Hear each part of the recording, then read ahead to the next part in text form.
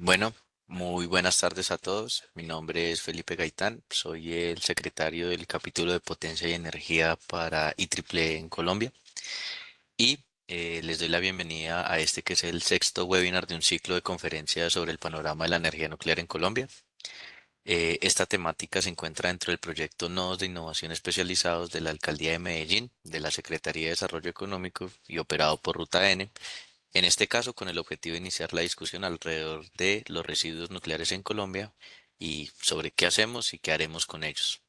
Para esto, el día de hoy contamos con la presencia del profesor Daniel Morales. Daniel es físico egresado de la Universidad de Antioquia con maestría y doctorado en física nuclear de la Universidad de Sao Paulo. Actualmente se desempeña como docente de la Secretaría de Educación de Medellín y también ha sido profesor de cátedra en la Universidad de Antioquia. Daniel hace parte del grupo de física nuclear de la Universidad de Antioquia y forma parte del equipo de profesores del diplomado en energía nuclear de la misma universidad. Entonces, Daniel, para IEEE y para Ruta N, pues es muy importante que estés aquí con nosotros. Te agradecemos mucho tu presencia y pues bueno, bienvenido y adelante con tu charla. Felipe, muchísimas gracias.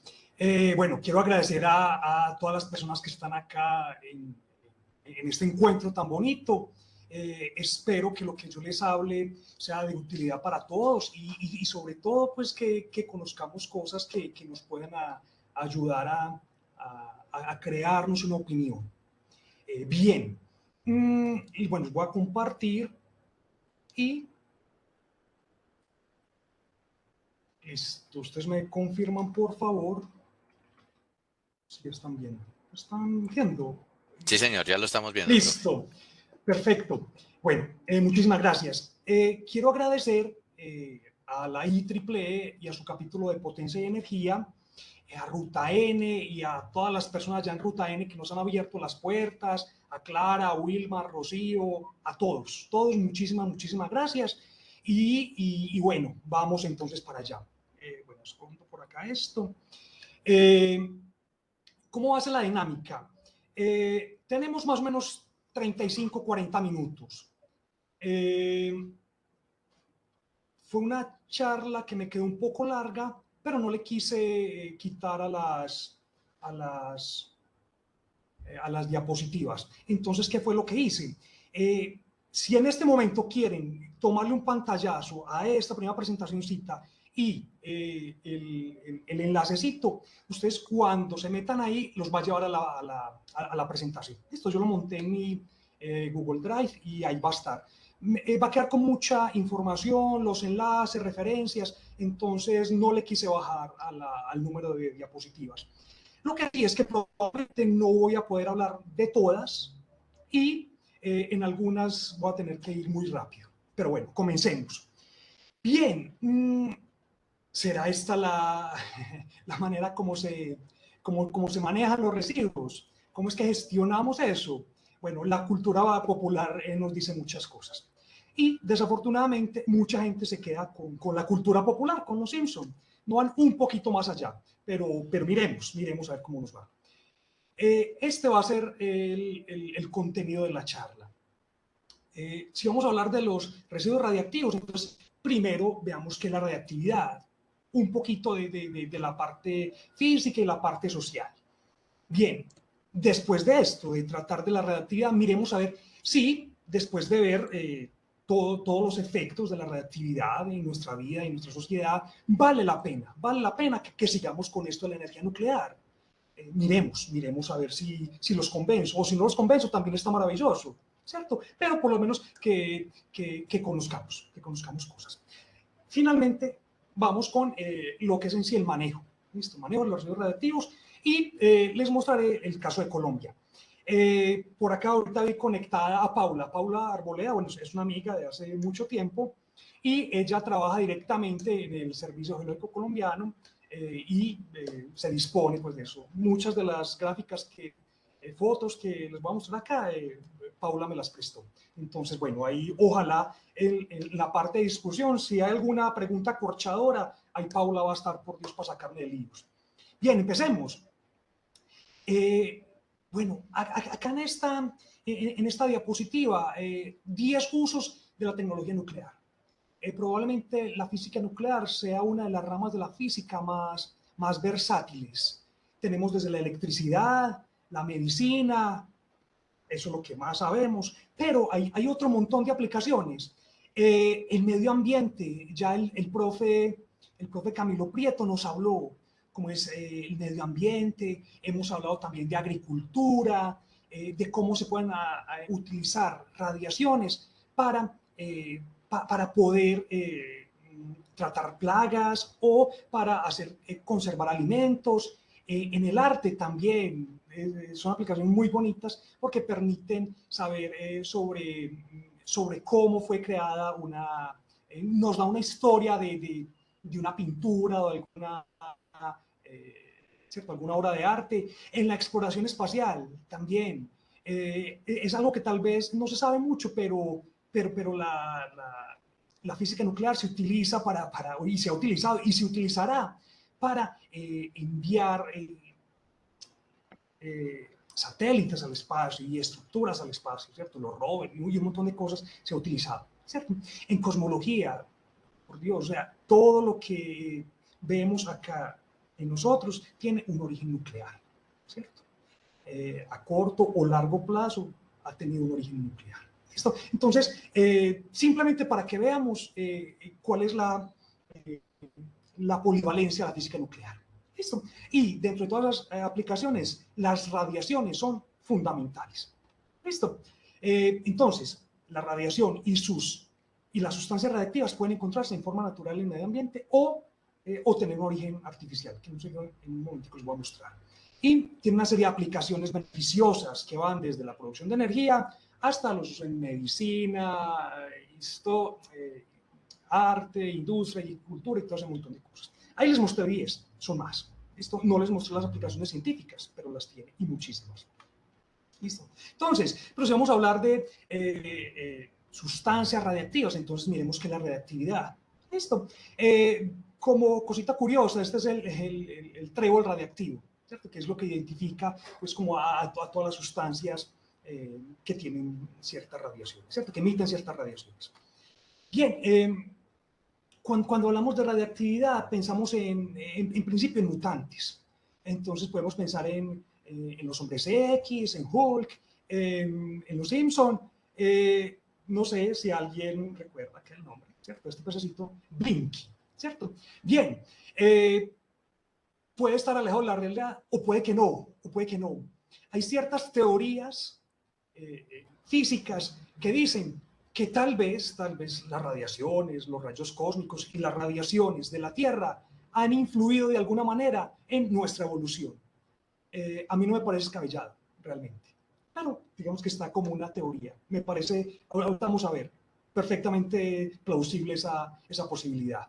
Entonces, bueno, esta es como lo que tenemos en nuestras cabezas, un poquitico sobre la radiactividad. Pero hay otras cosas que es cierto, que son un poquitico más de nuestro día a día y es lo que tenemos en nuestras casas un poco más frecuente, y es que la radiactividad produce cáncer. Y eso es verdad, eso es verdad. Puede llegar a producir cáncer, puede llegar a producir cáncer. Listo. Estas son unas imágenes de un artículo. Todavía se investiga sobre la radiactividad y sobre Chernóbil. Entonces, en este artículo, una cosa muy interesante es que lo que están diciendo es que todas esas mutaciones no se prolongan a las siguientes generaciones. ¿Listo? Eso es muy interesante. Eso es muy, muy interesante, ¿cierto? Entonces, estas mutaciones que producen cáncer no van a las generaciones siguientes. ¿Listo? Y efectivamente fueron, sobre todo, cáncer de tiroides, que en Chernóbil se liberó al ambiente yodo 131. Y el yodo 131, cuando por el alimento se consume, van a la tiroides. Y bueno, allá irradian la tiroides y puede producir cáncer, efectivamente. O sea que sí puede producir cáncer. Acá les dejo el enlace para el articulito de National Geographic. Y bueno, pero pero si estoy hablando sobre las bondades y sobre el manejo de las radiaciones y de los residuos radiactivos, entonces, ¿por qué les presento esto? Porque resulta que el cáncer también puede ser combatido por la misma sustancia que lo produce, lo puede combatir. ¿Listo? Y es también de resaltar que no todos los cánceres tienen tienen su origen en la radiactividad, en sustancias radiactivas. ¿Listo? En el caso particular de Chernóbil, sí se ha mostrado que sí, pero vamos a ver que no son tantos. ¿Listo? Y en este caso, este es un radioisótopo que se produce en el IPEN, en Sao Paulo. Y esta fue una noticia que la pueden ver. Eso fue en el 2021, si no estoy mal. Entre 20 de septiembre y el 1 de octubre hubo una interrupción en estos radiofármacos, ¿cierto? En el manejo de estos radiofármacos. Y se ponía o se puso en peligro 9.000 procedimientos médicos diarios. Y una cosa, el dato que me parece aún más interesante, es que la medicina nuclear atiende a unos 2 millones de brasileros al año. ¿Listo? 2 millones son más o menos el 1% de la población. Esto es muy importante, porque los radiofármacos, aparte de tratar, también nos sirven para diagnosticar. ¿Listo? Entonces, muy interesante. El mismo elemento radiactivo que nos causa cáncer también no nos combate el cáncer. ¿Listo? Entonces, muy interesante. Y bueno, las radiaciones entonces son buenas o malas.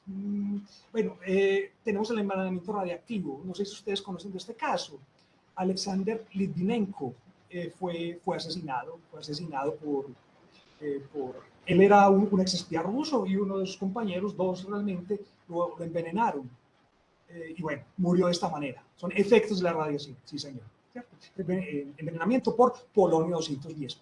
Y se piensa también que en el caso de Yasser Arafat también fue envenenado. Se encontraron en su hueso, se encontraron residuos de polonio 210 superiores a lo normal, 18 veces superiores a lo normal. Todavía no hay evidencias más allá de eso, pero bueno, ahí está como el caso. Pero las mismas radiaciones, fíjense, tenemos la radioterapia y tenemos los radiofármacos, como les había dicho. En este caso particular, fíjense, es una noticia bien reciente. En marzo del 2023, Bolivia está produciendo sus primeros radiofármacos, el Fluor 18.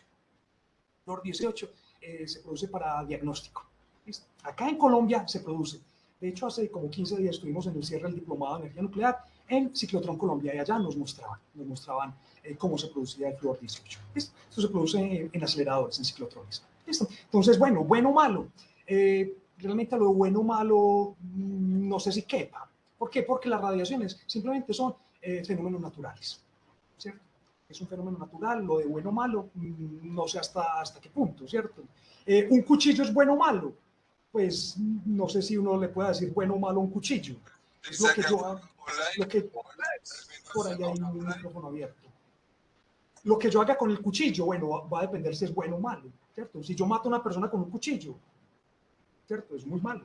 Pero si yo con el cuchillo pelo verduras, me hago una ensalada bien buena, corto un pedazo de carne, ¿cierto? Entonces su utilidad no depende como tal del cuchillo. Entonces, para dejar claro que la radiactividad no es buena ni mala, ¿cierto? Es lo que uno puede hacer con ella. Y de hecho la radiactividad es un fenómeno natural y lo encontramos en el día a día. Todos los días estamos rodeados. La reactividad, entonces, ¿qué es? Es el proceso de un decaimiento espontáneo y la transformación de núcleos atómicos inestables, ¿cierto? Este decaimiento se produce por una inestabilidad de los átomos, de ciertos átomos. ¿Listo? Y decae justamente para llegar a un equilibrio energético. ¿Listo? Y este decaimiento va acompañado por una emisión o de partículas o de radiación electromagnética. Y eso tiene diferentes nombres. ¿Listo? A eso llamamos una radiación nuclear, a esa emisión de partículas o radiación electromagnética.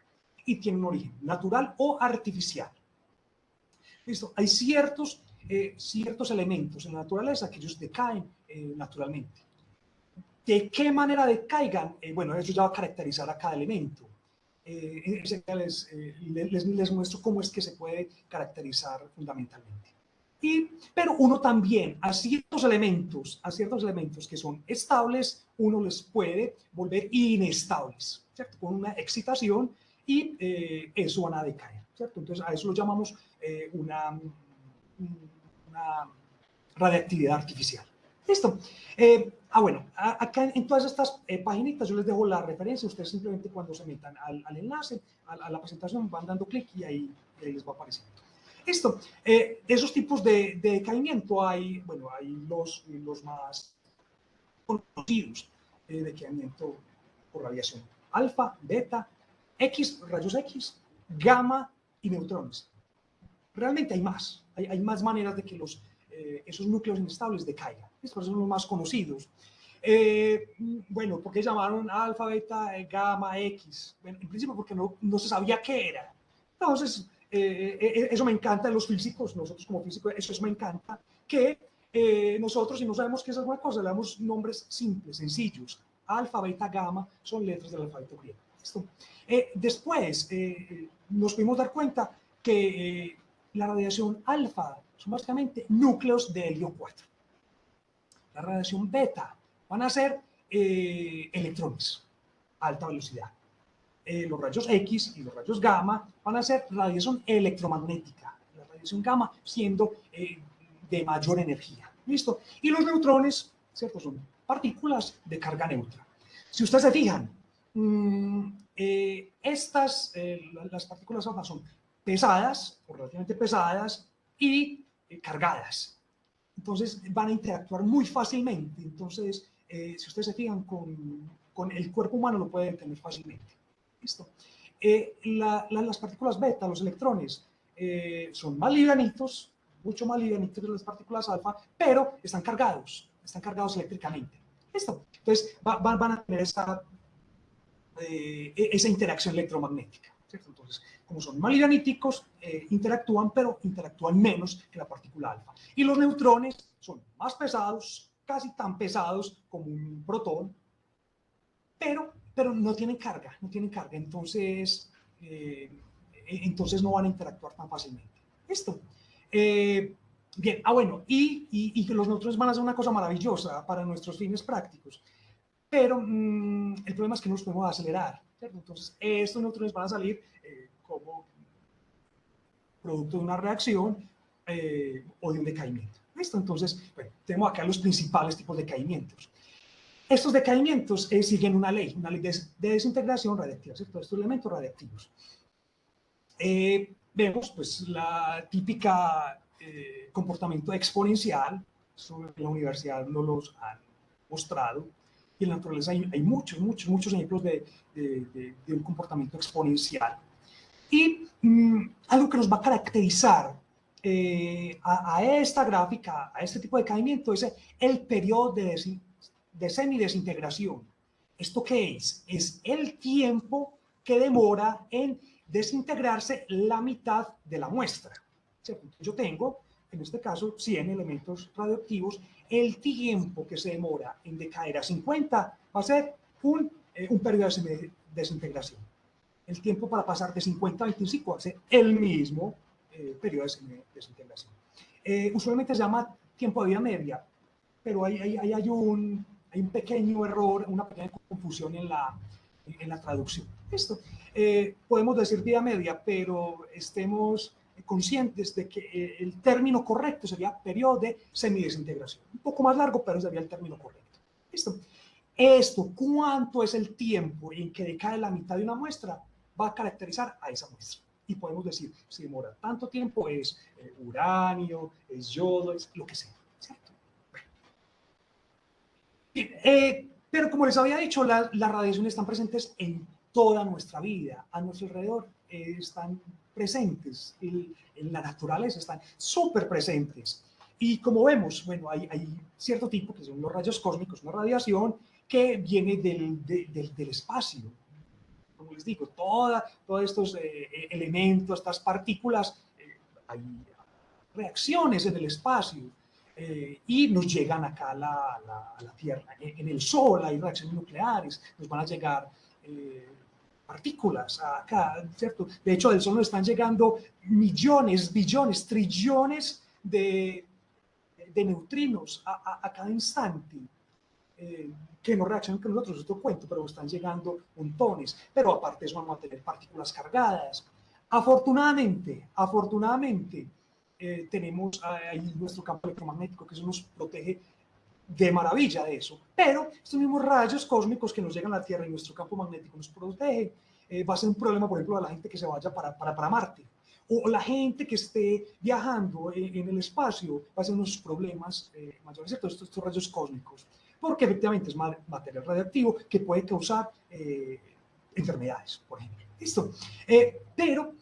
Bueno, y estos rayos cósmicos están reaccionando a cada instante con elementos de nuestra atmósfera y a su vez producen nuevos elementos. Un ejemplo clásico es el carbono 14. El carbono 14 tiene un periodo de desintegración de cierto tiempo. Si fuera que se produjera una sola vez y nunca más se produjera, probablemente ya estaría decaído. ¿Listo? Pero en la atmósfera se está produciendo a cada instante, a cada instante, a cada instante. Entonces, cuando nosotros respiramos, estamos respirando el mismo carbono 12, que es el carbono normalito, ¿cierto? No es radiactivo, y el carbono 14. A partir del carbono 14, sobre todo para muestras biológicas, sirve para datar. Entonces está eso, pero también otros elementos que se utilizan para datar, por ejemplo, el uranio. El uranio se utiliza para datar. El uranio 238 tiene un periodo de desintegración de 4.500 millones de años, más o menos, ¿cierto? Entonces, si ustedes ven 4.500 millones, da más o menos para hacer ciertos cálculos y de ahí se determinó ¿cierto? La edad de la Tierra, más o menos, ¿cierto? Bien, pero, bueno, esto y los materiales de la Tierra, la Tierra, su núcleo tiene uranio radiactivo, también tiene potasio 40, que es radiactivo, y de hecho eso ayuda a calentar el centro de la Tierra. ¿Listo? Todos esos materiales ayudan, pero hay en todas partes, Entonces, como decía, entonces, por ejemplo, el potasio 40 lo vamos a ver en nuestra comida, ¿cierto? El carbono 14 vamos a tener en nuestra comida, ¿cierto? El polonio 210 que les mostré ahorita, que mató a esta gente y probablemente Arafat, también está en el cigarrillo, en el tabaco, hay polonio 210, ¿cierto? Entonces, cuando usted fuma un cigarrillo, esté consciente que si usted está fumando polonio 210, ¿cierto? Ya le puede decir a amigos que está fumando polonio 210. ¿Listo? Bien, esto en general es el 80% de la radiación a nuestro alrededor, pero vamos a tener otro que es el 20% adicional, más o menos. Estoy hablando grosso modo. Entonces, fíjense, la radiología, ¿cierto? Produce pues aquí una persona normal, ¿cierto? 0.62 milisieverts. Ahorita miramos qué es eso. La medicina nuclear, radiactividad residual de ensayos. Bueno, antes se hacían ensayos al aire libre, ya no se puede, ¿cierto? Bueno, ciertos convenios. En Chernóbil, el accidente de Chernóbil, fíjense, 0.002 milisieverts. Y centrales nucleares, aún mucho menos. Fíjense, comparado una central nuclear con los alimentos, con los rayos cósmicos, con el suelo, por ejemplo, el radón, ¿cierto? Que es un gas y sale como producto de desintegración del decaimiento. Fíjense, acá esto es que 100 milésimas, esto que será bueno. Y fíjense, 1.3 milisieverts acá, ¿cierto? Entonces fíjense que la radiactividad está a nuestro alrededor todos los días, pero es mucho menos las fuentes artificiales que las naturales. ¿Listo? Y bueno, en nuestro cuerpo, entonces, como yo les dije, tenemos hidrógeno, carbono, oxígeno, nitrógeno, bueno, en fin, ¿cierto? Fijémonos que tenemos oxígeno radiactivo, sí, tenemos oxígeno radiactivo, carbono radiactivo, sí, hidrógeno, también tenemos hidrógeno radiactivo. De hecho, tenemos dos isótopos radiactivos del hidrógeno, que es el deuterio y tritio. Esos dos, bueno, y nuestro cuerpo está formado en, ¿cuánto? 75-80% de agua. Vamos a tener hidrógeno radiactivo con toda seguridad, con toda seguridad. probablemente en porciones muy chiquiticas, ¿cierto? Pero entonces estos dos isótopos del hidrógeno luego los van a escuchar, en esta charla no, pero luego lo van a escuchar cuando hablemos de la fusión nuclear. ¿Listo? Estos dos isótopos van a hacer que en algún momento de nuestra vida o no se produzca energía nuclear. ¿Listo? A partir de la fusión. ¿Listo?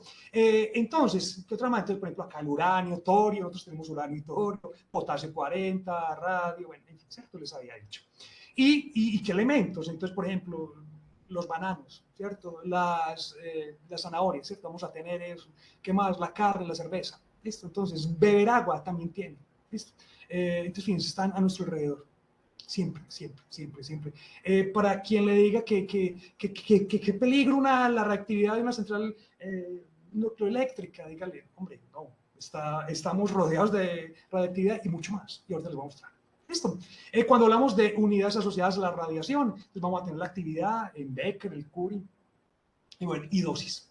No voy a ahondar mucho a esto, pero para que tengamos idea cuando hablamos de los sieverts, de los Gray, de los Curie, de los Becquerelios, en fin, ¿cierto? Entonces, nos indica ciertas cantidades asociadas a la radiación, ¿cierto? O cómo está decayendo, cómo es la actividad de un elemento radiactivo, o cómo es esa dosis que se está absorbiendo, ¿cierto? Entonces, en fin, tiene que ver con qué elemento, cuánta energía y sobre qué órgano está incidiendo. Pero no voy a ahondar en esto. Bien, el problema con las radiaciones es que puede ionizar, ¿cierto? Puede ser radiación ionizante. Hay unas radiaciones que, dependiendo su energía y análogamente su longitud de onda, van a tener la energía suficiente para ionizar o no. Ionizar o no, estamos hablando de separación de átomos, moléculas, y si la tenemos neutra van a quedar cargadas. ¿Listo? Y esos tienen su chistecito. ¿Listo? Pero, sobre todo, cuando incide esa radiación puede cortar. Entonces, ¿qué puede cortar qué? Bueno, y entonces acá, bueno, lecciones, enfermedades, depende de la radiación. Bueno, acá no tengo la imagen, pero la cadena de ADN, ¿cierto? El ADN tiene la capacidad de repararse, ¿cierto? Entonces, si pega algo, cualquier cosa, una radiación o el mismo sol, ¿cierto? Los mismos rayos UV, choca de alguna manera con suficiente energía, puede llegar a romper. Bueno, pero no solamente eso, ¿cierto? Puede haber otros mecanismos que se rompa. Tiene los mecanismos para reparar y para revisar que lo que reparo esté bien. ¿Cuál es el problema? Cuando son muchas, ya el cuerpo no alcanza. Los mecanismos de reparación no alcanzan a reparar todo eso. Entonces, ahí se producen las mutaciones. Y una mutación no necesariamente es mala, ¿cierto? Nosotros somos consecuencia de la evolución, es consecuencia de las mutaciones. Eso no necesariamente es malo, pero hay algunas mutaciones que sí son, ¿cierto? Entonces, por ejemplo, el cáncer, efectivamente el cáncer es son mutaciones, ¿cierto? Reproducciones anormales de las células. Estas radiaciones pueden ser más sensibles en ciertos órganos que tienen una reproducción mayor. Entonces, por ejemplo, los órganos reproductivos, ¿cierto? Los órganos reproductivos, también en el estómago, en la espalda, ¿cierto? Entonces, puede producir cáncer se me olvidó el nombre, ¿cierto? El cáncer en la sangre, ¿cierto? Y bueno, y como les había dicho también, en tiroides, y puede causar otros efectos en los ojos, ¿cierto? Puede causar cataratas. En Hiroshima y Nagasaki mucha gente quedó, bueno, la gente moría quemada y mucha gente quedó ciega por cataratas, ¿cierto? Entonces, hay una cosa que es muy importante y es las radiaciones son acumulativas. Los efectos biológicos son de dos tipos, deterministas y probabilísticos, o deterministas o no estocásticos, o probabilísticos o estocásticos, se llaman eso, ¿cierto? Entonces, los deterministas son cuando se causa un daño, ¿cierto? O quemadura de la piel, o cuando, por ejemplo, la gente empieza a quedarse calma, ¿cierto? O empieza a vomitar sangre, todo eso. Ya hay un daño que no, ¿cierto? Es probabilístico. Y ya las consecuencias de todas esas efectos probabilísticos, entonces ahí ya donde viene el cáncer y demás efectos. Y toda esa radiación es acumulativa. ¿Listo? Toda esa exposición va a ser acumulativa. Y resulta que para diferentes proporciones, eso ya hay unas tablas de cuánto puede ser la dosis que un trabajador puede recibir al año. Entonces ya está claramente. Y lo que les decía, entonces, por ejemplo, una persona, un piloto, cuando está, bueno, y ciudades altas reciben más radiación, ¿cierto? Por rayos cósmicos que una persona que va a nivel del mar.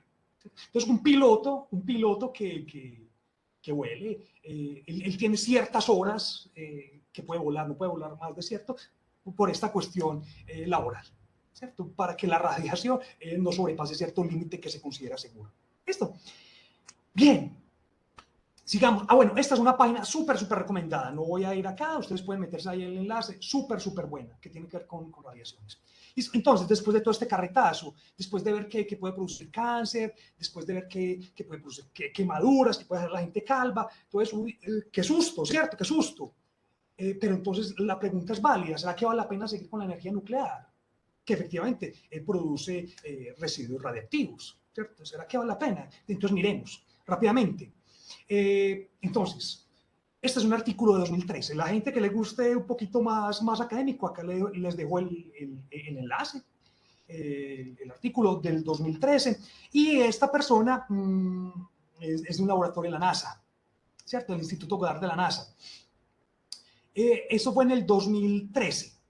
Pero entonces, ¿cuál fue la motivación de estas personas para hacer este estudio? Entonces este señor Carecha, que dijo, estábamos francamente preocupados por la negatividad que existía, en muchos casos faltas de fundamento, en cuanto a la histeria nuclear de los acontecimientos de Fukushima. Entonces, ¿qué hicieron? Bueno, miremos a ver qué es lo que nos dice la ciencia. ¿Qué es lo que nos dice la ciencia sobre toda esta radiactividad y sobre la energía nuclear? Sobre todo, ¿cierto? Que es una fuente de ciertos residuos radiactivos de alta actividad, que son los más peligrosos. Entonces, miremos. ¿Y a qué llegaron? ¿A qué conclusiones llegaron? Entonces llegaron, vea, el uso de la energía nuclear en lugar de las fuentes de energía combustible fósil, como el carbón, ha impedido millones de muertes en el mundo y podría salvar muchas más en las próximas décadas. Ese estudio se hizo con datos del 71 al 2009, 1971 al 2009. Entonces hicieron pues ahí, ustedes pueden mirar el estudio y llegaron a las conclusiones. Y hicieron proyecciones también, es muy interesante. Estas estimaciones incluían las muertes relacionadas con todos los aspectos de cada fuente de energía, de la minería y los recursos naturales necesarios para la producción de energía. Ahorita les voy a hablar de muertes en la energía nuclear y vamos a ver que algunos están relacionados con la minería. ¿Listo? ¿Y qué otros datos se obtuvieron? Entonces, bueno, la bronquitis crónica, los mineros del carbón y las condiciones relacionadas con la contaminación del aire entre las personas, incluyendo el cáncer de pulmón. Tal vez no somos muy conscientes de eso, pero la contaminación nos está matando. Mucho cáncer se debe a contaminación. Antes nuestras abuelas, no sé si a alguien le tocó, que tenían muchos problemas respiratorios, cáncer directamente, nunca se habían fumado un cigarrillo, pero la quema de leña, ¿cierto? Les causaba todo ese el cáncer. Bueno, y otras enfermedades, ¿cierto? El EPOC, bueno, un montón de cosas. ¿Qué nos dice también el informe? Dice, vea, del 71 al 2009, la energía nuclear causó 5.000 muertes. Ay, huepucha, 5.000, qué montón, qué susto. Pero también entonces decía, bueno, entre estas 5.000, bueno, cáncer relacionado con la reactividad o accidentes laborales. Pero ¿qué más nos dijo? Vea, en ese mismo periodo, debido a la quema de combustibles nucleares, podemos haber detectado 1.800.000 muertes, ¿cierto? Producidas por esa quema. Y yo creo que es más, pero bueno, llegaron a esas conclusiones. Yo creo que es más. Entonces, ¿qué es lo que dice? Dice, vea, la sustitución de todo el uso de la energía nuclear prevista hasta el año 2050, que hay países, pues por no ir muy lejos de Alemania, con gas natural podría causar un adicional de 420.000 muertes. Entonces, bueno, el gas natural causa menos que el carbón, pero bueno, son 420.000. Bueno. Mientras que el intercambio con carbón puede producir hasta 7 millones más, ojo, hasta el 2050, 7 millones adicionales. Pero además de eso, ¿qué puede pasar? Puede pasar que libere de 80 a 240 gigatoneladas de carbono adicional a 2050. Eso es mucho carbono, eso es mucho carbono, ¿cierto? Dióxido de carbono equivalente, ahorita vamos a ver eso. Eso es demasiado, ¿cierto? Bien, pero bueno, pero alrededor de esto, para asentarlo un poquito más, miremos tres mitos sencillitos y rápidamente. Entonces, una central nuclear libera gases contaminantes. Bueno, acá tenemos a la izquierda una central nuclear, a mi derecha una central térmica. Los dos tienen estas torres, son torres de enfriamiento. Por acá sale vapor, por acá sale vapor. Y por acá sí sale todo este pues, producto de la quema. Dióxido de carbono y más cosas, muchas más cosas. De hecho, mucho más contaminante que el dióxido de carbono puede salir, bueno, el carbón como tal no es solamente carbón, tiene carbón y muchas más cosas, por ejemplo, azufre y el azufre es, mejor dicho, la lluvia es uno de los mayores responsables, es el azufre. Bueno, y el carbón, la calidad del carbón se ve qué cantidad de azufre tiene, ¿cierto? Entonces, fíjense que estas son torres más chiquiticas y van a parte más arriba, ¿cierto? Para que se puedan difundir todas estas partículas, ¿cierto? Esto es contaminación pura y dura. ¿Cuál es la ventaja del carbón? Que nos ofrece energía firme, ¿cierto? Una potencia firme y barata. ¿Cuál es la cuestión? Que en la energía nuclear el precio ya tiene incluido todo el manejo de todos los residuos y todo el manejo que vamos a ver que es muy complicadito. Y en el carbono y en los combustibles fósiles, no. ¿Listo? Entonces es mucho más barato, ¿cierto? Simplemente queme y bote, queme y bote. Listo. Por acá les muestro cómo funciona la central térmica. Va a haber la suciedad que es, en fin, no tengo otra palabra. Listo. Pero entonces miremos por otro lado, no solamente el CO2, sino que el carbono emite 100 veces más radiación que una central nuclear de la misma potencia. ¿Listo? Aparte de eso, en promedio, son 820 toneladas por gigavatio hora de CO2, mientras que una central nuclear emite 3, ¿cierto? Vamos a ver que no son 3, sino que eso es equivalente a todo el ciclo del combustible nuclear, ¿cierto? Vamos a ver.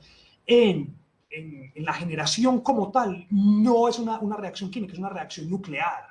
Entonces, no se emite CO2 de ningún tipo, ¿cierto? Entonces, está en la parte de desmantelamiento o en la parte de minería, que se producen estos 3 toneladas por gigavatio hora. ¿Listo? Entonces, ¿qué es lo que bota? Son torres de enfriamiento. ¿Listo? Estas torres se utiliza para, bueno, esto básicamente es un intercambio de calor. Vamos a tener, se libera calor, se calienta agua en el reactor, eso mueve unas turbinas y queda agua caliente. Acá lo que está haciendo es enfriar agua para devolver el agua un poquito más fría a la misma fuente de agua. Acá les había mostrado, normalmente las centrales quedan al lado de o fuentes de ciertas masas de agua o directamente al lado de ríos o el mar. Listo. Cuando queda al lado del mar no van a tener estas torres de enfriamiento porque no necesitan. El mar es una masa de agua tan gigante que no varía mucho la temperatura, entonces no hay necesidad de enfriar el agua. Listo. Bien, bueno, estas son, ahí les dejo la presentacióncita para que luego le echen una miradita. Entonces, las centrales nucleares aumentan el riesgo de cáncer. Ya vimos que las radiaciones aumentan el riesgo de cáncer, ¿cierto? Según la dosis puede aumentar el riesgo de cáncer. Les tengo ciertos datos. Bueno, acá, estos dibujitos que ustedes ven acá son, yo los tomé de operador nuclear, son los grandes divulgadores de toda esta ciencia nuclear y la ingeniería nuclear. ¿Sí? Bien, entonces, ¿qué es lo que nos dice allá? En un estudio hecho en 2010 en España, se vio que durante un año, alrededor de 30 kilómetros de una central nuclear, la dosis radiactiva es de 0.1 microsievert. ¿Listo? Pero si usted es como un banano, ¿cuál es la radiación? ¿Cierto? Produce dosis de 0.01 microsieverts, ¿cierto? Entonces, fíjense que usted, un banano, básicamente ya es toda la dosis que alrededor que usted recibe debido a una central nuclear, ¿cierto? ¿Y esto por qué? Por el potasio 40, como les decía, potasio 40. Dormir acompañado, ojo, durante un año produce 100 veces más dosis radiactiva que vivirse con una central nuclear. Fíjense, acá tenemos la misma. 0.1 microsieverts, acá 10 microsieverts. ¿Y por qué? pues ya habíamos visto, tenemos carbono 14, potasio 40 y otro montón de elementos radioactivos. Entonces, mejor dicho, cuando dormimos con alguien, estamos irradiando a esa persona, y mucho más que estuviéramos cerca de una central nuclear.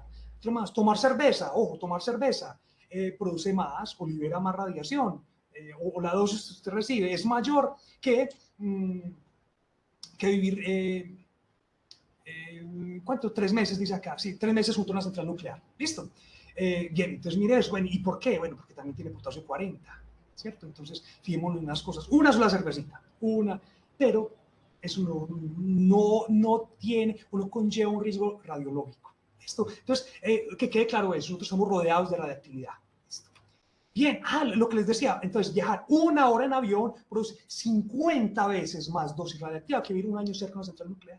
Fíjense, imagínense, un año. ¿Listo? Entonces, y fíjense que por una horita en un avión no pasa nada. ¿Listo? Lo mismo que vivir una central nuclear. Entonces, aumenta el riesgo de cáncer. Esto es falso, falso, falso. ¿Listo? Causa más muertes que otras energías, la energía nuclear. Miremos entonces, acá, entonces, la energía nuclear, bueno, fíjense acá en esta paginita, tiene un dato súper bueno, se la recomiendo, 100% recomendada, y acá saqué esto. Entonces, es más segura y más limpia, acá con la emisión de gases efecto invernadero. Y bueno, acá tenemos CO2 equivalente. CO2 equivalente porque no todo lo que se emite es CO2, sino otros gases que también tienen un efecto invernadero, ¿cierto? Pero se puede hacer la equivalencia con el CO2. Entonces, por ejemplo, fijémonos, acá esto me lo dan por teravatio hora, por teravatio hora. ¿Listo? Entonces, teravatio hora, el carbón, el petróleo y el gas, fijémonos toda esta cantidad, ¿cierto? 2.8 el gas, 18.8 muertes el petróleo y 24.6 muertes el carbón. Listo. Y miremos, en este caso tenemos las muertes por la hidroeléctrica y por la nuclear. Listo. Son un poquito más altas por la nuclear, más que la hidroeléctrica, pero vamos allá, es por la cantidad de electricidad generada por la hidroeléctrica. Vamos a ver, que es muchísima, entonces cuando hacemos la división pues por gigavatio, por teravatio da menor, pero enseguida les muestro unos datos bien interesantes. Bueno, aún menor, pues vamos a tener acá bueno, por eólica y por solar. Y generación de CO2 equivalente. Entonces vamos a tener, obviamente, el carbono, el petróleo, estos son combustibles fósiles, la biomasa. Tenemos acá 34 toneladas por hidroeléctrica, ¿cierto? Fijémonos que cuando se represa una cierta porción de terreno, se van a producir gases de efecto invernadero. Entonces ahí vamos ahí. Obviamente, en la generación como tal de la electricidad no se genera CO2 ni nada de esto. ¿Listo? Pero entonces es importante que lo tengamos. Sí produce la electricidad, lo mismo que el viento, lo mismo que el solar, sí produce gases efecto invernadero. Propiamente en una generación, pero en todo el ciclo sí. ¿Cierto? Entonces acá tenemos que la energía nuclear es la que menos produce. Y miremoslo en números. Entonces, la mortalidad por la energía nuclear incluye 4.000 muertes por el desastre de Chernobyl, ¿cierto? Bueno, estas son estimaciones. Directamente no fueron 4.000, ¿listo? Sino que se han hecho ciertas estimaciones. El número puede variar. Bueno, en fin. En Fukushima, 574 muertes. Pero resulta que esas 574 muertes directas, una. Aunque esa una, bueno, está ahí como medio rara, de un trabajador. Pero las otras 573 son muertes indirectas debido al estrés de la evacuación. Imagínate un montón de viejitos que los sacan de su casa, los mata de un infarto. ¿Listo? Entonces, de las 574, directamente por la radiación, fueron una. ¿Listo? Y eso que, bueno, ahí hay como ciertas discusiones. Listo. Y bueno, muchas de estas muertes también están asociadas a accidentes laborales por la minería y la molienda en el caso de la energía nuclear. ¿Listo? Y viéndolo en contexto, entonces la energía nuclear provoca, pues esto es bonito, esto me animo, 99.7% menos de muertes prematuras que el carbón, 99.6 menos que el petróleo, 97.5 menos que el gas. O sea, el gas efectivamente es menos que el petróleo, menos que el carbono, pero fíjese, comparado con comparadas con la nucleoelectricidad es muy poquita. Listo. Y bueno, son aún menores la solar, eólica, hidroeléctrica. Pero miremos esto. Bueno, y los riesgos de la energía nuclear. Miren los riesgos de la energía nuclear. Ah, no, perdón, esta no es la energía nuclear. No, no, no, no. Este es un cartel, una pancartica por allá de 1900. No sé si ustedes por allá se acuerdan, en 1900 estaba por allá en la guerra de las corrientes y era un contrato grandísimo para electrificar todo Estados Unidos, ¿cierto? Entonces era la guerra de las corrientes, por un lado la corriente alterna de Tesla y por otro lado la corriente continua de Tomás Alva Edison. Y fíjense lo que pensaba la gente, ¿cierto? Entonces, la electricidad tiene ciertos riesgos. Sí, efectivamente, tiene ciertos riesgos. ¿Sí? ¿Puede matar a una persona? Sí, puede matar a una persona.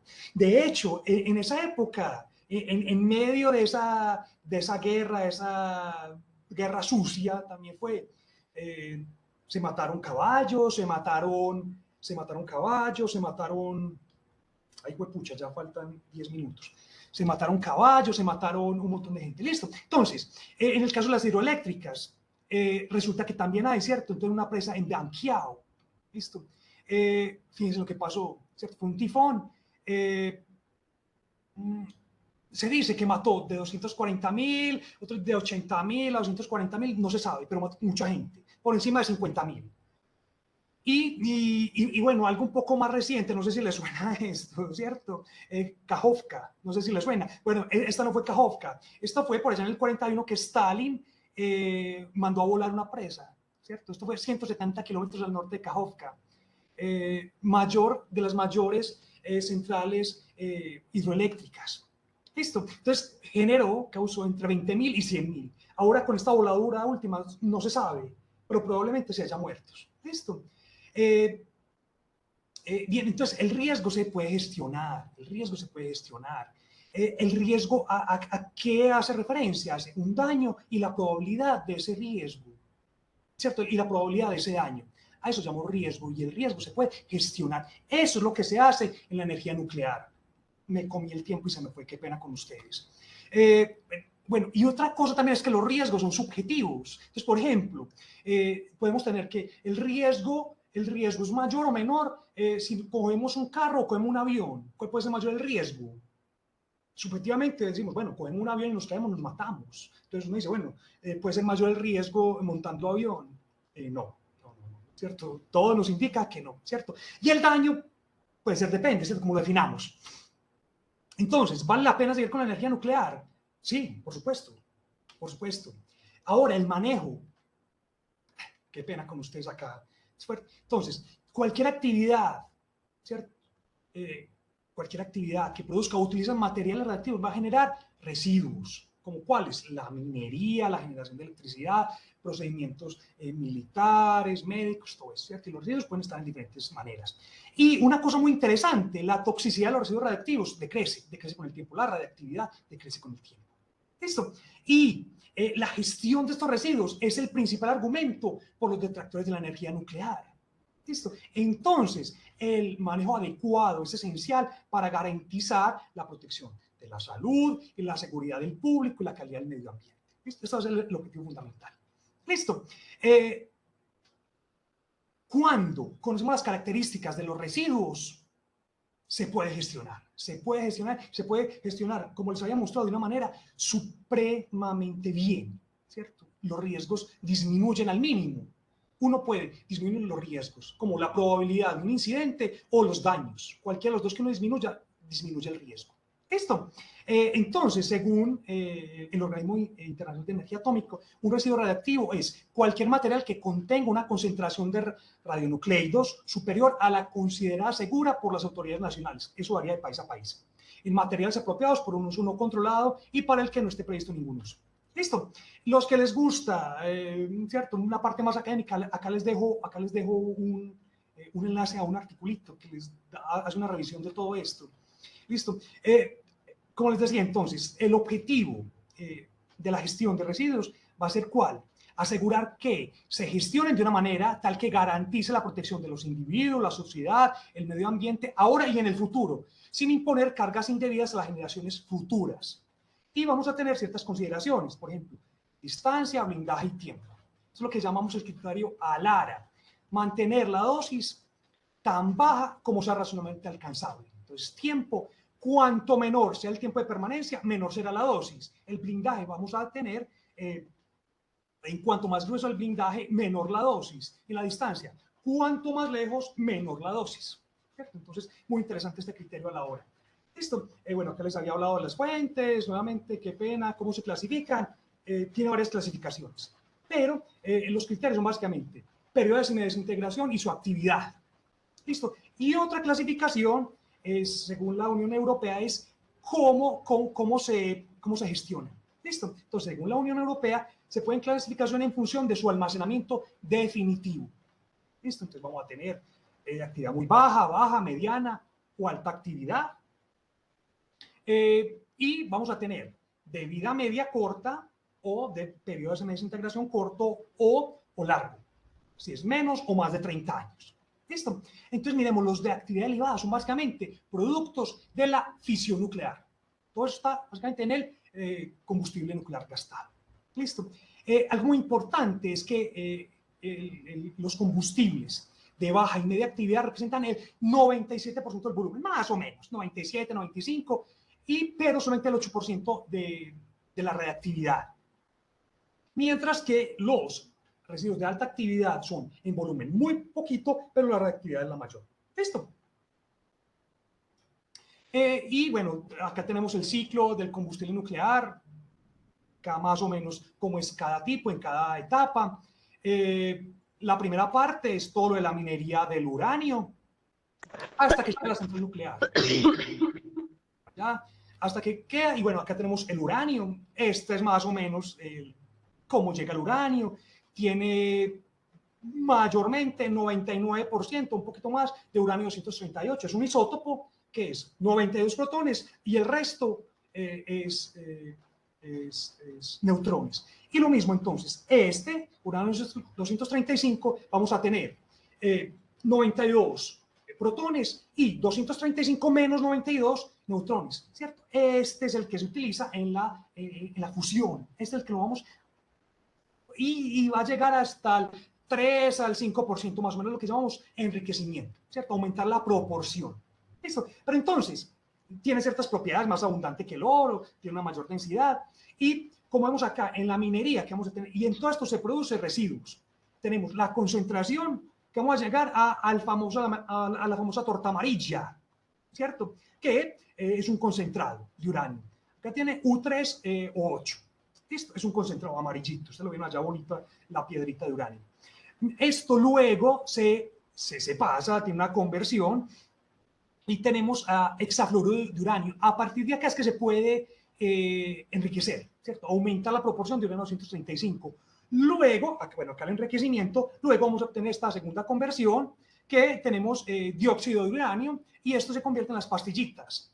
Esta pastillita tiene la misma energía como, ¿cierto? 480 metros cúbicos de gas natural, 1000 kilogramos de carbón o 565 litros de petróleo. Esto es más o menos como se ve una pastillita de uranio, 8 milímetros por 10, viene en una vaina, esta vaina viene en una varilla y esta varilla se coloca, bueno, esta varilla tiene 4 metros, acá vemos, y se colocan los elementos de combustible, ¿cierto? Elementos combustibles. Estos tienen una cierta aleación y allá va todo eso. Y esto va al reactor. Ahora viene la segunda parte del ciclo del combustible, que es donde más vamos a tener residuos, que está el backend, ¿cierto? La parte posterior o trasera, pues de eso, ¿cierto? El front-end, la primera parte y la segunda parte, esto, que es desde el reactor hasta que sale, ¿cierto? Y acá vamos a tener esos residuos de mayor actividad. Entonces, ¿qué vamos a tener? Fijémonos acá, la generación de electricidad, primer paso, la extracción de esas varillas y podemos tener varias cosas, ¿cierto? Un ciclo abierto o cerrado. Un ciclo cerrado, vamos a tener una reutilización, ¿cierto? Un reprocesamiento. O el ciclo abierto directamente a ciertos dispositivos, ¿cierto? Entonces, por acá va a estar la parte más interesante. ¿cierto? Más interesante. Bueno, hay una diferencia para cuando estemos hablando entre residuos radiactivos y residuos nucleares. Una cuestión semántica. Los residuos nucleares son radioactivos, pero los radioactivos no necesariamente son nucleares. ¿Listo? Cuando hablamos de radiactivos, hablamos de toda la variedad que tengamos de residuos, ¿cierto? Cualquier cosa que tenga un elemento radiactivo, como hemos visto. Pero los nucleares hacen referencia al combustible nuclear gastado. ¿Listo? Entonces, para que tengamos eso. Acá en Colombia hay manejo de residuos radiactivos, ¿listo? Pero no de residuos nucleares, ¿listo? A pesar de que tengamos un reactor. Entonces, les muestro. Como les dije, los volúmenes son muy pequeños. Entonces, ¿acá qué tenemos? Este sería más o menos el volumen ocupado por los residuos radiactivos de alto nivel que nos produciría la energía eléctrica necesaria durante toda la vida de una sola persona, ¿cierto? Entonces, fíjense, la cantidad es muy pequeña, muy pequeña. Los volúmenes son pequeños. Acá, ¿qué podríamos tener? Fíjense, para que tengamos una idea de los volúmenes. Este es la cantidad, 344 metros cuadrados, pues 344 metros por 344 por 344, de volumen que consume Alemania en carbón. Y sería el mismo volumen de todos los reactores del mundo durante todos los años de utilización que se produce. ¿Listo? Entonces, fijémonos la distancia. Es solamente Alemania, un año de carbón. Y este es el mismo volumen que ocuparían todos los residuos nucleares de todas las centrales durante toda la historia. ¿Listo? Entonces, para que tengamos. El primer paso, ¿cierto? Después de eso, después de que se hace el recambio se hace aproximadamente en un reactor cada 12 a 24 meses, en promedio cada 18 meses, y se va cambiando la tercera parte. Se va cambiando la tercera parte del combustible. ¿Listo? Entonces, cada vez, entonces más o menos un ciclo completo son 5 años, más o menos para que tengamos idea. Entonces, esto, si no estoy mal, esto es en Inglaterra, que dice, 2 reactores de 860 megavatios durante 40 años de operación, todos los residuos producidos pueden caber en tres piscinas de este tipo, ¿cierto? 10 por 10. Bueno, y profundos son 12 metros o más. ¿Listo? Y 12 metros o más porque habíamos dicho que los elementos combustibles son 4 metros y quedamos 8 metros o más. Y el agua es un super blindaje, es bueno, bonito y barato. Esto acá. Después de eso, después de pasar más o menos 5 a 10 años ahí. ¿Por qué? Porque tenemos que esperar a que decaiga todos los elementos producidos, a que decaiga y a que se enfríe, porque producen calor. Es muy importante. Producen calor, entonces tenemos que tenerlo enfriado. ¿Listo? Estas piscinas están desmineralizadas, eso es súper, mejor dicho, usted mete una piscina de niños, esto es más, tiene menos peligro en esto, pues. Estos son estos recipientes, ¿cierto? Entonces, fíjense, por ejemplo, en 60 años, para un reactor de 1000 megavatios, se puede en 80 dispositivos de estos. Fíjense, ¿cierto? Acá están los elementos. Entonces, fíjense. Y estos elementos normalmente permanecen en las centrales nucleares. ¿Sí? Bueno, acá no tenía la fotico, pero permanecen en las centrales nucleares. ¿Listo? Entonces, ¿cómo son? Fíjense, entonces, cómo vienen estos contenedores, ¿cierto? Tienen entonces elementos y vienen acá, también acá tenemos las pastillitas que vimos y muy importante, el calor residual se evacúa por circulación, por convección, ¿cierto? No necesitan electricidad ni nada de eso. Y mantiene el combustible, esto es muy importante, es subcrítico. ¿Qué significa eso? Que no vaya a generar otra vez una reacción en cadena. ¿Listo? Entonces lo mantiene en un nivel subcrítico. Muy importante eso. Y después de eso, bueno, puede venir un paso por un almacenamiento temporal, ¿cierto? Y dependiendo de su actividad, puede ser enterrado o no, o simplemente puede permanecer en estos durante mucho tiempo. ¿Cuánto tiempo? Mucho tiempo, ¿cierto? Y ahí no hay ningún problema. No hay ningún problema. Si ustedes ven, acá están las personas. Bien, acá esto después pueden ser almacenados geológicamente en depósitos geológicos profundos. Entonces vienen acá con una protección de cobre que evita la corrosión y en espacios muy profundos y y geológicamente muy estables. Entonces, ¿cierto? Entonces, fíjense, 500 metros o más, y esto viene en sitios muy estables, geológicamente estables, y con cierto tipo de roca. Y todo esto va allá, y después de que usted mete eso allá, no le va a costar nada a la persona, y nuestras generaciones futuras pueden desentenderse de eso, ¿cierto? No va a haber ningún problema de eso. Este es uno de los, acá les dejo el enlace a YouTube, esto es un calo, esto es en Finlandia, si no estoy mal. Listo, pero en Suecia también se está planeando esto. Esto y allá, no sé si ya abrió o prontamente va a abrir, listo, pero esto es almacenamiento geológico profundo. Para estos almacenamientos geológicos profundos, esto es una cuestión más política y social. En Estados Unidos se intentó en Yucca Mountain, no pudieron, eso queda en Nevada, no pudieron, ¿cierto? Por problemas sociales, en fin, no pudieron. Listo. Bien, residuo o recurso. Bueno, ¿por qué coloqué esto? Bueno, porque realmente para la planta, lo que la planta quiere cuando hace la fotosíntesis es glucosa, pero resulta que como residuo tiene oxígeno. Pero ese oxígeno para nosotros es lo que nos mantiene vivos. ¿Y por qué coloqué la caña? Cuando está buscando para esto, resulta que la caña produce azúcar, obviamente, pero también produce toda esta masa vegetal, bagazo de caña. Resulta que en muchos casos el bagazo de caña más caro que la misma azúcar. Me parece increíble eso, pero bueno, ahí se los traigo. Con el reprocesamiento que se está haciendo, tal vez no a un nivel grande, pero es usar ese combustible nuclear gastado, reprocesarlo, reciclarlo para volverlo a utilizar. Para volverlo a utilizar. Eso ya se hace, ¿cierto? Con un cierto tipo de material. Listo, vamos a ver qué es el MOX. Pero acá les quiero mostrar, este sería el combustible, ¿cierto?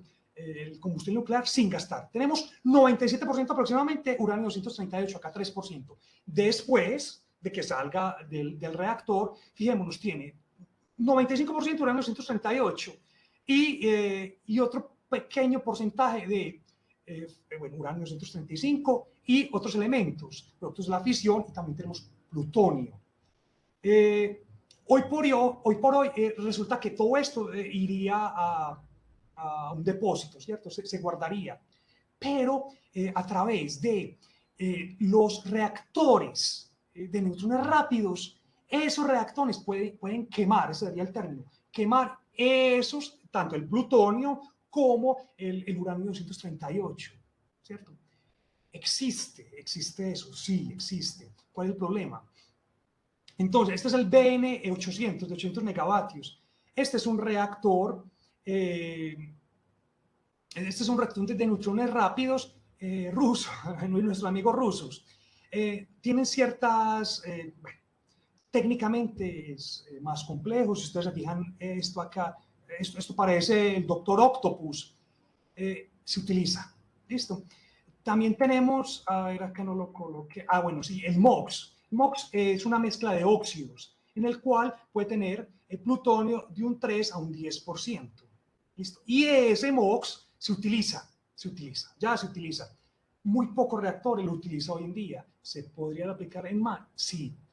Sobre todo en Francia, en Rusia. En Estados Unidos hay un reactor, lo que yo consulté. ¿Por qué no? Bueno, esta pregunta se la hice al profe Armando Zamora la otra vez y probablemente sea por cuestiones políticas.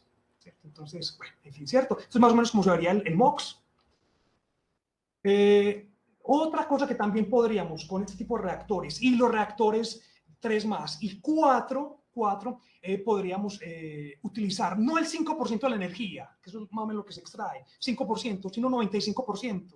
Pues fíjense, el otro 95% en el actual, el combustible nuclear usual, es lo que queda. Entonces, genera calor, genera radiación, un montón de cosas. Si llegáramos a utilizar el 95%, inmediatamente, el volumen de combustible nuclear gastado disminuiría automáticamente y probablemente no tendríamos problema ni con el plutonio ni con otras cosas. Habría que manejar y almacenar ciertos residuos, sí, habría, pero sería mucho menos. De hecho, hay ciertos, bueno, y para que busquen, hay una organización que se llama Replanet, para que busquen, ellos dicen, vea, podemos generar energía para 1000 años más con lo que ya hay, con los residuos que ya hay.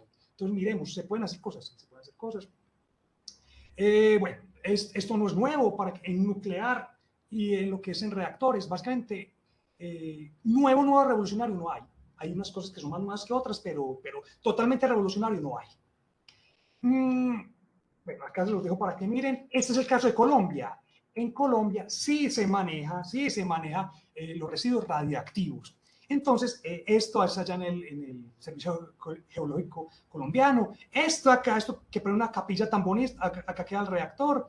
Y bueno, acá tenemos este edificio donde se hacen los manejos, acá un camioncito, y acá el grupo, acá vamos a Paula, bueno, y a su gente. ¿Y acá qué hacen? Se llama instalación centralizada para gestión de residuos radiactivos. Todas estas cositas. Listo, se las dejo. Entonces, ¿qué hacen? Manejan ciertas fuentes. Entonces, un tratamiento previo, un acondicionamiento. Cuando ven ese tipo de cosas, en los Simpsons, toda esa cosa, sí, pero no. Esto lo manejan acá, esto inmovilizado, esto con concreto, con un montón de cosas, pero siguen en estos cilindros, sí. ¿Cierto? Entonces se manejan, se acondicionan y, bueno, y se almacenan. Es un almacenamiento temporal. Lo que hay en Colombia es temporal. Cualquier persona que trabaje en Colombia con elementos radioactivos tiene entonces que importarlo y el mismo importador tiene que proceder a que la misma persona que lo produjo se encargue de los residuos, ¿cierto? En algunos casos hay, ¿cómo se llama? Fuentes huérfanas, que no hay quien responda por eso, ¿cierto? Entonces, acá se almacenan y, bueno, esto es como la normativa relacionada. Tiene un montón, entonces, en cuanto a protección radiológica, las fuentes radiactivas, bueno, en fin, todo este tipo de cosas, la gestión, esta es la importante, esta es la que se maneja para desechos radiactivos, pero el transporte también hace parte de este manejo, bueno, y también tiene una normativa, en fin. Uy, qué pena con ustedes. Se me fue. Ahora sí. Ya se fueron todos, espero que no. No, profe, aquí Bueno, seguimos. listo, bueno, qué pena con ustedes, se me fue, me emocioné. Qué No, pena con ustedes. perfecto, profe. Primero que todo, muchas gracias por la presentación. En serio fue muy Ustedes. completa y también hay comentarios que avalan lo que estoy diciendo. Es un mundo, o sea, no hable, por ejemplo, del transporte, de residuos reactivos, y eso es un mundo completico. Es un mundo Ujú. completico, pero bueno, en fin, qué pena.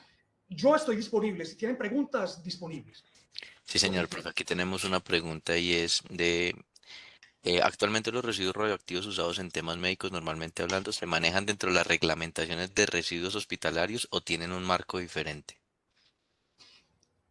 Pues yo no tengo, digamos, no tengo un manejo de eso, pero hay unas normas claras. Eh, Estos residuos normalmente para manejos hospitalarios decaen muy rápido, entonces no habría necesidad, por ejemplo, el flúor 18 que nos decían en ciclotrón es, el tiempo es oro, y como va decayendo, entonces se produce en la noche, por ejemplo, aquí en Medellín, se produce en la noche, en la madrugada sale en vuelos charter, por ejemplo, si va para Barranquilla, ¿cierto? Y tienen que tener, digamos, cuál es la actividad, tienen que hacer unos ciertos cálculos para que con el decaimiento del flúor 18, cuando lo vayan a utilizar, tenga cierta actividad. Si pasa cierto tiempo, la actividad se pierde, ¿cierto? Entonces ya no sería útil. ¿Cómo se maneja? No sé. Pues para ser sincero, hay una normatividad, yo no la manejo. No sé si alguien que esté acá, que sea del sector salud me puede ayudar. Me corcharon con esa. Bueno, perfecto, profe. Bueno, no sé, Mientras, si ahorita Paula también que está por ahí se maneja eso, no sé. Entonces la pregunta es, no sé. Pero ujú, normalmente decae muy rápido. Entonces, simplemente teniendo almacenado cierto tiempo, puede decaer y luego más o menos como se manejaría un residuo hospitalario normal. perfecto. En principio, pues digamos, físicamente es así. Profe, nos preguntan también cuál sería la norma ISO internacional o NTC en Colombia que aplicaría para el manejo de los residuos de combustible nuclear. Bueno, entonces acá yo les muestro, no sé si quieren que les muestre lo de ISO. Bueno, entonces, hay ciertas normas que, digamos, cierta normativa que la maneja el Organismo Internacional de Energía Atómica. Los países pueden tener su propia normatividad y normalmente lo tienen, ¿cierto? ¿Cómo se clasifica la clasificación? Tiene cierta normatividad. De hecho, Colombia tiene la normatividad, pero pero en estos momentos estamos impulsando, estamos tratando de que se llegue o se lleve a buen puerto la ley nuclear. Entonces, la ley nuclear tiene un montón de ventajas. Separaría al que regula, digamos, del que maneja todas las fuentes y todo eso, ¿cierto? Entonces, manejaría, por ejemplo, quedarían las reglas claras. Por ejemplo, si una persona quisiera montar una central nuclear, hoy en día en Colombia no está prohibido, ojo, no está prohibido. De hecho, se define como una fuente no convencional, ¿cierto? De energía, pero no está prohibido. Pero tampoco hay gente que quiera meterse. No hay, digamos, las reglas de juego claras, ¿cierto? Pero, No nos bajo la lluvia. pero si ¿Qué quieren, más, entonces... Mari? Entonces le llevo algo. Hola, Mari. Ah, bueno, ya está Paula. Si quieren, les comparto otra vez y les muestro cuáles serían las normas en Colombia, norma ISO y todo eso. Me corchan, absolutamente me corchan. No soy muy de norma y todo eso. Pero entonces, bueno, acá están las normas. Esto es del Ministerio de Minas y Energía. Directamente lo copié. La gente que... Y el que sí es importante para la gestión de desechos radiactivos es esta resolución. Ojo. 180005 del 5 de enero del 2010. ¿Listo? Es esta la que actualmente en Colombia se maneja. ¿Listo? Y si ustedes ven, hay otras normativas, entonces, que tiene que ver con qué? Con el transporte, con instalaciones nucleares, con servicio de dosimetría. Y bueno, no sé si esta sea la que le pueda gustar, ¿cierto? No sé si sea esta, que esta es la básica. Y bueno, como la categorización de fuentes radiactivas. No sé si fue satisfactoria mi respuesta. Sí, profe, y también coincide con un comentario en el chat en que también dicen que es esa resolución la que habla sobre gestión de desechos radioactivos. Ah, listo, bien. Pero esa es para Colombia, no sé para a Ujú, nivel internacional la hizo, yo no sé qué, no sé. No sé. listo. Profe, Ricardo Rivera nos pregunta, ¿los generadores de 500 MSI al cuánto tiempo se desarman y se desechan para extraer el plomo? Esas ya son, bueno, estos son milicurios. No sé si alguien me quiere ayudar con eso. Bueno, la actividad, eso tiene que ver también con el periodo de semidesintegración. Entonces, depende. Entonces, como decíamos, hay una actividad. Mm, y bueno, la actividad es cuántas desintegraciones por unidad de tiempo. En caso Curios, ahorita les había mostrado. Entonces, depende del elemento que sea. Depende del elemento que sea. Entonces, por ejemplo, lo que les decía para el flúor 18. Con el flúor 18, que tiene un tiempo de vida media muy cortico, no sé cuánto sea, horas tal vez, no sé cuánto sea. El tiempo es plata, el tiempo es plata. Entonces, como les decía, se produce en la noche, se transporta en charter, no sé, Barranquilla, Pasto, donde sea, y para que en cierta, eso son los cálculos, y es muy sencillito pues, de calcular eso, pero depende del tiempo, el periodo de semidesintegración, ¿cierto? De eso sí depende. Y de acuerdo con eso, entonces hay una tablita, si yo necesito tanta actividad, ¿cuándo lo voy a utilizar? Listo. Entonces, no sé, en este caso, generadores de 500 milicurios, no sé de qué sea eso. Porque, por ejemplo, si yo tuviera, eh, no sé, ¿cierto? O otro elemento sería complicado. No sé si Paula, que trabaja con eso, está por acá. Help me, Paula, está por ahí. Bueno, no sé, ¿cierto? Yo ahí les mostré cositas que trabajan ellos. Entonces, por ejemplo, allá en ciertas... Hola, Paula. Daniel, perdón. Sí, estoy. Es que apenas me senté por acá, en la tarde. Hola, Y me Paula. conté Ayúdame, que please. es tan sencilla que mi vocablo. ¿De qué parte pena en el chat? La pregunta. Sí, en el chat dice por acá, buenas tardes, los generadores de 500 milicurios. No sé a qué tipo de generadores, ¿cierto? Entonces no sé, o si tú sabes de eso. De la parte médica. Seguramente, no Bueno, sé, para pues extraer el sí, plomo. hay algunas, pues, pacientes reactivación del sismo que pasaron al país después de 2010, más o menos, entonces, sin compromiso de exportación, están contempladas y para ser recibidas en instalación centralizada para recursos reactivos, siempre y cuando pues también cumplan con que están por encima de los niveles de licencia, o sea que están bajo el propio obligatorio. Entonces, si estas fuentes estudio, pues no sé qué nos dice, está por encima pues, de los niveles de defensa y cumple con que pues, ya están decididos y estuvo, que pues no tiene compromiso de exportación y agotó pues, todas las eh, opciones para ser gestionadas en el exterior, pueden ser recibidas en el almacén. Es eso. Listo, gracias. Hizo Entonces, registro tiempo como cardiopata. tal para extraer el plomo no hay, que esa fue como la pregunta. La pregunta, ¿tiempo para qué? Perdón. Entonces dice, buenas tardes, los generadores de 500 milicurios, no sé qué tipo de generadores, ¿al cuánto tiempo se Ah, desarman y se desechan para extraer el plomo? ya. Pues es que, digamos, no sé cómo decir los generadores, pero si, digamos, ese plomo se activó, pues también es un desecho radiactivo. Entonces, toca, pues, sí, caracterizarlo, estimarle, pues, la actividad para estimar precisamente, pues, esa fecha de dispensa. Si ese plomo es reactivo, eh, entiendo que los periodos de desintegración, pues, son altos, pero, pues, eso sí toca, pero si no es radiactivo, si no se activa, por la operación de ese generador, entonces se puede segregar, o sea, quitar esa parte del metal o la parte electrónica, qué sé yo, y simplemente pues lo que se gestiona en el almacén es el cubre. Y pues en su caso pues, se activan algunas piezas de ese generador, pero eso sí ya toca o desarrollar una investigación o caracterizar en sitios de espectrometría gamma, por ejemplo, para estimar su actividad. Pero si, digamos, se sabe que no está contaminado y que no está activado, se puede segregar y aprovechar ese plomo.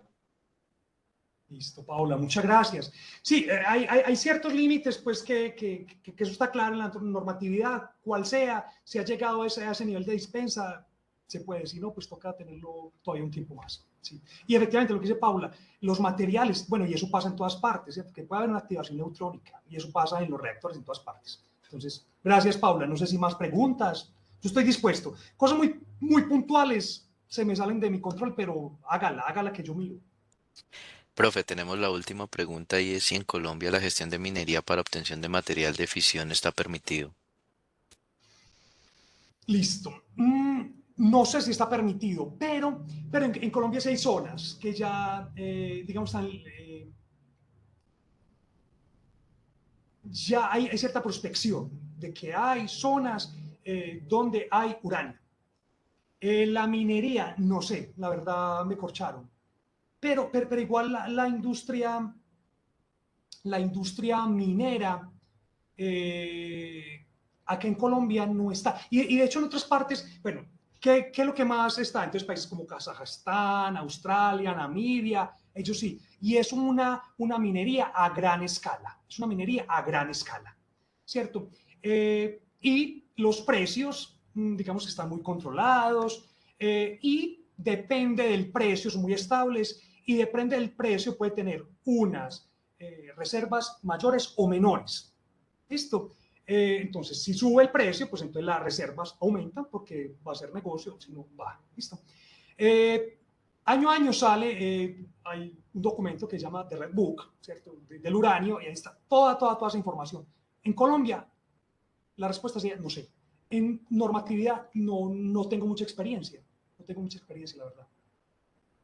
Pero sí hay ciertas zonas ya en perspectiva, ¿cierto? Listo, perfecto, profe. Ya no hay más preguntas. Te agradecemos mucho tu participación, profe. A ustedes si me disculpan, me quedó gigantesca la presentación, pensé que iba a ser más rápido, pero bueno, me emocioné. Como les digo, la presentación, ustedes bien, bueno, ojalá le hayan tomado el pantallacito, luego se pueden mirar ahí, los enlaces se meten y bueno. Yo, ya alguien en el chat compartió el link y yo de nuevo lo voy a colocar en este momento para que en caso de algo las personas lo tengan la presentación. Y profe, las puertas están abiertas para una segunda Muchísimas presentación con mucho gracias. gusto. Espero que haya generado pues como otras visiones, otros puntos de vista, les haya gustado. Yo estoy muy contento, me emocioné, más contento de la cuenta, pero bueno, muchísimas gracias a vos, Felipe, y Entonces, a todos acá. profe, muchas gracias y muchas gracias a todos los que participaron. Nos vemos en una próxima oportunidad, profe. Muchas gracias a todos, que estén muy bien. Que Chao. estén muy bien, hasta luego. Chao.